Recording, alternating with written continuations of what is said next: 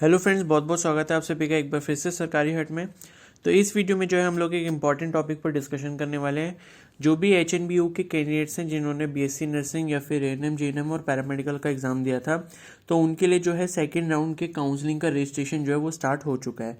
Students काफ़ी देर से इंतज़ार कर रहे थे क्योंकि आपको बोला गया था कि दोपहर 1 बजे तक आपको जो है बता दिया जाएगा काउंसलिंग राउंड 2 के लिए।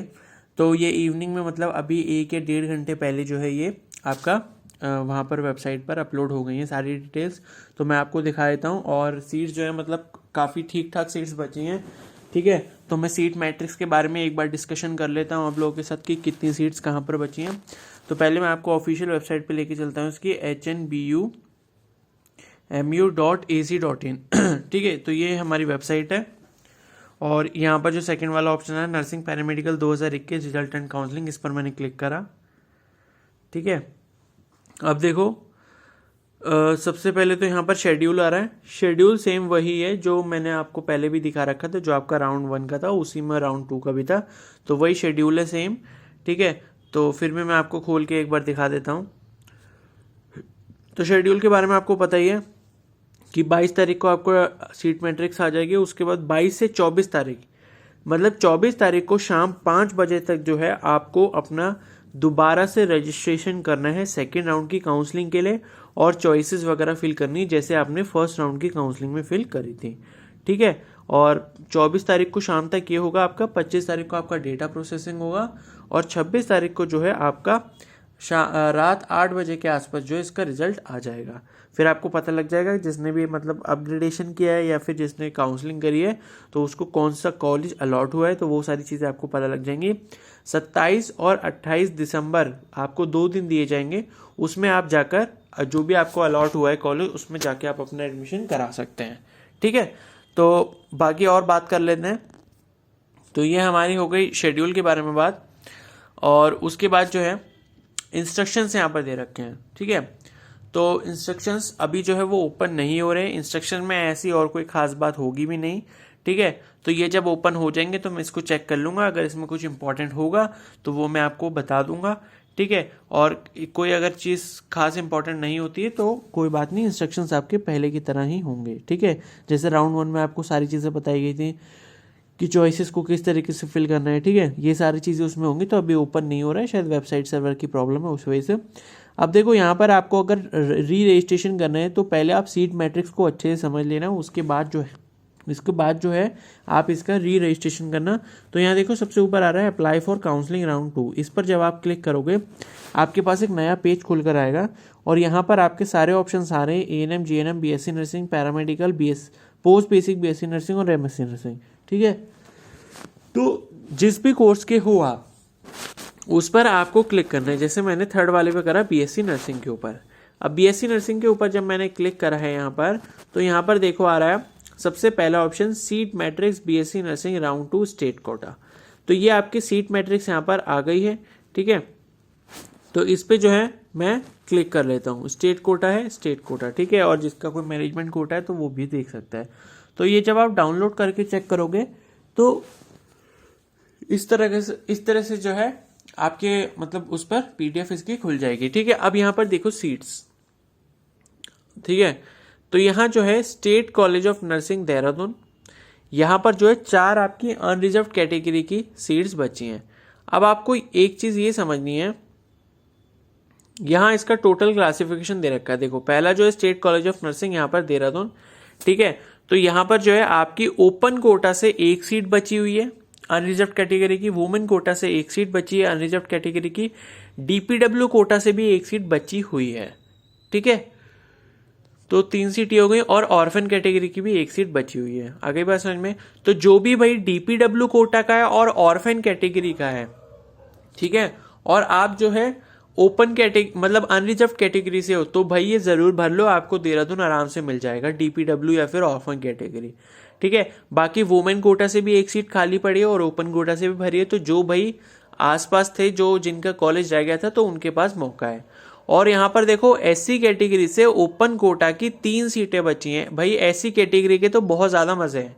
तो जो भी SC कैटेगरी का कैंडिडेट है और जिसने हल्द्वानी में एडमिशन लिया है भाई वो यहाँ पर ज़रूर अप्लाई कर दो, आपको आराम से सीट मिल जाएगी। 3 सीटें खाली हैं यहाँ पर ओपन कोटा से, तो चाहे आप बॉय हो या फिर गर्ल हो सभी लोग अप्लाई कर लेना, ठीक है। ओबीसी कैटेगरी की भी 1 सीट बची है ओपन कोटा से, एसटी कैटेगरी से भी 1 सीट बची है ओपन कोटा से। तो भाई देहरादून में आपकी काफ़ी सीट्स बची हैं। टोटल मैं आपको बताता हूँ, टोटल जो सीट्स हैं वो आपकी 9 सीटें खाली हैं यहाँ पर, ठीक है। उसके बाद बात करें गवर्नमेंट नर्सिंग कॉलेज अल्मोड़ा, नहीं पहले हम हल्द्वानी की बात कर लेते हैं। तो देखो हल्द्वानी वाले कॉलेज में जो है आपकी टोटल 7 सीटें वेकेंट है। तो अब देखो हल्द्वानी वाले कॉलेज की सीट मैट्रिक्स कुछ इस तरीके से है कि आप अगर ओपन कोटा से हो, ठीक है, तो ओपन कोटा में जो है अनरिजर्व कैटेगरी की 1 सीट खाली है, पीएच कोटा की भी 1 सीट खाली है, ऑफन कोटा की भी 1 सीट खाली है और डीपीडब्ल्यू कोटा की भी 1 सीट खाली है ओपन कोटा से। अब भाई जो भी डीपीडब्ल्यू वाला है वो अपग्रेडेशन के लिए जरूर भर दो, क्योंकि देखो डीपीडब्ल्यू के वैसे ही कैंडिडेट्स कम हैं, ऊपर से देहरादून में भी सीट्स खाली हैं और आपकी हल्द्वानी वाले कॉलेज में भी सीट्स खाली हैं, ठीक है। और चाहे आप ऑफन कैटेगरी से हो तब भी जो है आप अपग्रेडेशन जरूर करो, क्योंकि ऑफन कैटेगरी में आपको जरूर हल्द्वानी या फिर देहरादून मिल जाएगा, क्योंकि यहाँ पर भी 1 सीट खाली है और देहरादून में भी आपकी ऑफन कैटेगरी से 1 सीट खाली थी, ठीक है। और देखो पीएच कोटा वालों के लिए भी 1 सीट खाली रह गई है हल्द्वानी में, तो अगर कोई पीएच कोटा से है तो वो भी जरूर भर लेना, ठीक है। वुमेन कोटा से कोई सीट नहीं है। और उसके बाद नेक्स्ट है हमारा एससी कैटेगरी से, तो एससी कैटेगरी से ओपन कोटा की 1 सीट बची है, ओबीसी कैटेगरी से भी 1 सीट बची है, ठीक है। और ईडब्ल्यूएस कैटेगरी में जो है वुमेन के लिए 1 सीट बची हुई है। तो कोई ऐसी गर्ल कैंडिडेट है जिसके पास उत्तराखंड का डोमिसाइल है और वो ईडब्ल्यूएस कैटेगरी से बिलोंग करती हैं, तो वो प्लीज़ जो है इसको भर ले, ठीक है। अपग्रेडेशन के लिए आप हल्द्वानी को भर सकते हो। और बाकी भी कॉलेजेस में जो है गवर्नमेंट सीट्स बची हैं, उनके बारे में जो है मैं ज़्यादा कुछ डिस्कशन कर नहीं रहा हूँ, ठीक है। पहले देख लेते हैं एक बार। जैसे अल्मोड़ा वाला कॉलेज है तो उसमें भी आपकी 7 सीटें बची हैं। चमोली वाला जो कॉलेज है मतलब गोपेश्वर वाला, उसमें भी आपकी 11 सीटें बची हुई हैं। पिथौरागढ़ में भी 9 सीटें बची हैं, तो और न्यू टिहरी में भी 10 सीटें बची हुई हैं, ठीक है। और जो डोप श्रीकोट है उसमें भी आपकी 13 सीट्स बची हैं। तो भाई अब बात यह है कि जब आपके पास इतनी सीट्स वैकेंट हैं गवर्नमेंट कॉलेजेस की, तो जिसने भी अगर प्राइवेट में एडमिशन लिया था या जिनकी रैंक जो है, जिनको लग रहा था कि भाई इनका नाम आ चुका है लेकिन हमारा नाम नहीं आया था और हम इनसे जो है लगभग 1 रैंक 2 रैंक 10 रैंक इतने से पीछे थे, तो ऐसे कैंडिडेट्स को सेकेंड राउंड की काउंसलिंग ज़रूर करवानी चाहिए। बॉन्डिंग वाली जो मैंने वीडियो डाली थी आप लोगों के लिए काउंसलिंग के लिए, उसमें मैंने एक चीज़ आपको बताई थी कि जो गवर्नमेंट कॉलेज जिनके पास है और वो अपग्रेडेशन के लिए जा रहे हैं, तो भाई अपग्रेडेशन में सिर्फ वही कॉलेजेस आप ऑप्ट करना जिसमें आप मतलब खुद से जाना चाहते हो। जैसे मान लो आपका अल्मोड़ा कॉलेज आपको मिल गया है, ठीक है, तो अल्मोड़ा वाला तो है ही आपके पास पहले से। अब आप क्या करोगे, चॉइसेस में सिर्फ जैसे आपको हल्द्वानी चाहिए या फिर देहरादून चाहिए तो हल्द्वानी और देहरादून ही भरोगे अपनी प्रायोरिटी के अकॉर्डिंग। फालतू के कॉलेजेस मत भरना, क्योंकि होगा यह कि अगर आपने फालतू के कॉलेजेस भर दिए और आपको जो है हल्द्वानी भी नहीं मिला और देहरादून भी नहीं मिला, पता चला कोई प्राइवेट मिल गया, और इस चक्कर में क्या होगा, जो आपकी गवर्नमेंट वाली सीट थी अल्मोड़ा की वो भी कैंसिल हो जाएगी, ठीक है। तो ये आपको पता ही होगा कि जब आप सेकेंड राउंड की काउंसलिंग करवाओगे तो जो भी आप चॉइसेस भरोगे, जो भी आप प्रेफरेंसेस भरोगे, तो उसमें जब आपको कोई भी कॉलेज अलॉट हो जाएगा और अगर आपने पहले से कहीं पर भी एडमिशन ले रखा है तो वो एडमिशन आपका तुरंत कैंसिल हो जाएगा, ठीक है। तो आपको करना यह होगा कि सेकेंड राउंड में जब काउंसलिंग का रिजल्ट आएगा और आपको सपोज कोई नया कॉलेज अलॉट हो जाता है, आपने पहले कहीं एडमिशन ले लिया था, तो सबसे पहले आपको उस कॉलेज में जाके एडमिशन अपना कैंसिल करवाना पड़ेगा। उसके बाद जब आपको दूसरा जो कॉलेज मिला है उसमें आके दोबारा से एडमिशन कराना पड़ेगा, ठीक है। तो ये बहुत ही हेक्टिक काम है कि पहले आप वो एडमिशन जाके उस कॉलेज में कैंसिल कराओगे, वहां से कैंसिल कराने के बाद जो है आप नए कॉलेज में जाके एडमिशन लोगे, ठीक है। तो ये सारी चीज़ें सोचकर चलना कि ये जो है आपका शेड्यूल काफ़ी हेक्टिक हो जाएगा, क्योंकि एक जगह आपको पहले अपना एडमिशन कैंसिल करवाना पड़ेगा अगर आपको फर्स्ट राउंड में सीट मिली थी और आपने एडमिशन लिया है, और सेकंड राउंड में जो है आपको सेकंड राउंड में जो है मतलब जो कॉलेज मिला है फिर उसके लिए दोबारा एडमिशन कराना पड़ेगा नए कॉलेज में जो भी आपको नई सीट मिली है, ठीक है। अब देखो मैं दूसरे कॉलेज की भी आपको बता देता हूँ। जैसे अल्मोड़ा में जो है ओपन कोटा से अनरिजर्व की नहीं है, लेकिन वुमेन कोटा से अनरिजर्व कैटेगरी में एक सीट खाली है। ऑफन और डीपीडब्ल्यू कैटेगरी में अनरिजर्व की एक एक सीट्स खाली हैं। भाई जो डीपीडब्ल्यू कोटा का है उन सबको मैं बोलना चाहूंगा कि डीपीडब्ल्यू कोटा वाले सेकंड काउंसलिंग करवा लो, आपको कोई ना कोई जो है गवर्नमेंट कॉलेज मिल जाएगा, क्योंकि डीपीडब्ल्यू कोटा के इतने कोई खास ज्यादा कैंडिडेट्स नहीं थे, ठीक है, और उनकी सीट्स अभी भी वैकेंट पड़ी हुई है। तो जो भी कोई डीपीडब्ल्यू कोटा से भाई काउंसलिंग करवा लो, या ऑफन कैटेगरी से हो, पीएच कोटा से हो, ठीक है, तो आप लोग जो है इसकी काउंसलिंग जरूर करवा लेना। फिर नेक्स्ट है आपका एससी कैटेगरी में कोई सीट खाली नहीं है अल्मोड़ा में। ओबीसी में जो है ओपन और वुमेन कोटा से एक एक सीटें खाली हैं, एसटी से कोई नहीं है, और ईडब्ल्यूएस की भी जो है एक एक सीट्स खाली पड़ी हुई है, ठीक है। अब मैं एक चीज बताना चाहूंगा कि जिसको भाई कोई भी कॉलेज अलॉट नहीं हुआ था वो कैसे करेगा, मतलब वो सारे पहले गवर्नमेंट कॉलेजेस को फिल करना, उसके बाद अगर आपका मन करता है प्राइवेट कॉलेज को फिल करने का तभी प्राइवेट कॉलेज फिल करना। अगर आप प्राइवेट कॉलेज को अफोर्ड नहीं कर सकते तो प्राइवेट कॉलेज लिस्ट में मत डालना, भले ही कॉलेज ना मिले, ठीक है, उसको करने का कोई फायदा नहीं है, ठीक है, ये बात समझ आ गई। अब बात करें अगर गोपेश्वर की, तो गोपेश्वर में आपकी देखो ओपन कैटेगरी से अनरिजर्व की 3 सीटें बची हैं, वुमेन कोटा जो है उसमें भी अनरिजर्व से 2 सीटें बची हुई हैं, और ऑफन की भी 1 सीट बची हुई है। एससी कैटेगरी से ओपन कोटा में 3 सीट्स बची हैं, वुमेन कोटा से 1 सीट बची है। ओबीसी कैटेगरी में ओपन कोटा से 1 सीट बची है, ठीक है। अब आप देख लो कितनी सारी सीट्स यहाँ पर वैकेंट है जिसको गवर्नमेंट कॉलेज सच में चाहिए, ठीक है। और गवर्नमेंट नर्सिंग कॉलेज पिथौरागढ़, इसमें देखो ओपन कैटेगरी से 6 सीटें बची हैं अनरिजर्व कैटेगरी की, वुमेन कोटा से अनरिजर्व कैटेगरी की 1 सीट बची है, ठीक है। एससी की कोई नहीं है, ओबीसी की 2 सीटें बची हैं ओपन कोटा में।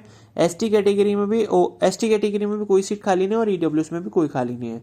हल्द्वानी की हमने बात कर ली। अब न्यू टिहरी की देखो ओपन कोटा में 2 सीटें बची हैं, वुमेन कैटेगरी में अनरिजर्व कैटेगरी की 2 सीटें बची हैं, और पीएच कोटा की 1 सीट खाली पड़ी है, ठीक है। एससी कैटेगरी की भी 2 सीटें खाली हैं, ओबीसी कैटेगरी की भी 2 सीटें खाली हैं ओपन कोटा में, बाकी और किसी कैटेगरी में की सीट्स खाली नहीं है। तो भाई जिसको नहीं मिल पाया मौका सीट लेने का वो आराम से ले सकता है, काफी सारी सीट्स जो है आपकी वैकेंट हैं, ठीक है। और डोबश्री कोर्ट में भी देखो ओपन कोटा से जो है 5 सीटें खाली पड़ी हैं, देखो कितनी अच्छी बात है, ठीक है। ऑफन के लिए भी 1 सीट है, और डीपीडब्ल्यू कैटेगरी के लिए भी 1 सीट है अनरिजर्व कैटेगरी से, ठीक है, डीपीडब्ल्यू कोटा के लिए। एससी कैटेगरी से भी ओपन और वुमेन कोटा के लिए 1 सीटें खाली हैं, ओबीसी के लिए 2 सीटें खाली हैं ओपन कोटा से, ठीक है, और ईडब्ल्यूएस की भी यहाँ पर 2 सीटें खाली हैं ओपन कोटा से। तो भाई आराम से कॉलेज मिल जाएगा जिसकी ठीक ठाक रैंक थी, और वो कुछ रैंक से रह गए थे, तो भाई ज़रूर काउंसलिंग करवा लेना। सभी को मैं बोलूँगा पैसे की इतनी मत सोचना, एक फाइनल चांस है, देखो कॉलेज मिल जाएगा तो अच्छी बात है, ट्राई करना ज़रूर। ये नहीं है कि आप पैसे के लिए सोच रहे हो मेरी रैंक तो इतनी ऊपर है, देखो कुछ भी हो सकता है, कोई भी सरकारी कॉलेज मिल जाएगा ना, जब बाद में नर्सिंग की डिग्री मिलेगी, चाहे आपको हल्द्वानी से मिले, देहरादून से मिले, या फिर डोबश्री कोर्ट से मिले, उन सब की जो वैल्यू होती है वो एक समान होती है, ठीक है। बाकी आपकी इंटर्नशिप के ऊपर होता है, इंटर्नशिप आप कहीं से भी अच्छी जगह से कर सकते हो। आगे बात समझ में, तो इतना सोचने वाली बात नहीं है कि भाई वो कॉलेज बेकार है वो कॉलेज अच्छा है, ऐसा कुछ भी नहीं होता है। डिग्री सबको एक ही यूनिवर्सिटी से मिलेगी, बाद में उसकी एक ही जैसी वैल्यू होती है, ठीक है ना। तो इस चीज़ का ध्यान रखना।